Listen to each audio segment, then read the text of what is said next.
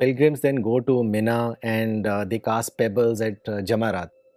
What is the significance and symbolism of stoning the Jamarat?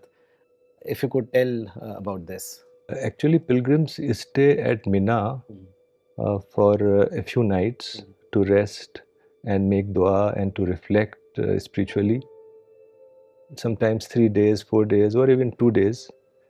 So the act of throwing pebbles at three pillars, which represent Saturn, means whenever Saturn will try to distract you, you will mentally throw pebbles on it.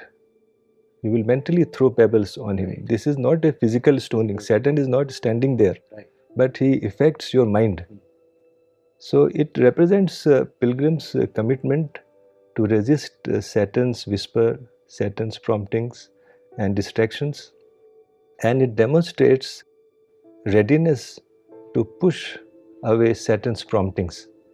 So Saturn cannot physically harm you. He cannot push you or forcefully make you do something wrong. His power is only in distracting you, diverting you, or implanting wrong ideas in your mind. So, meaning whenever Saturn influences or diverts you, you should immediately understand it and avoid it. And one should always seek God's help immediately when feeling Saturn's influence.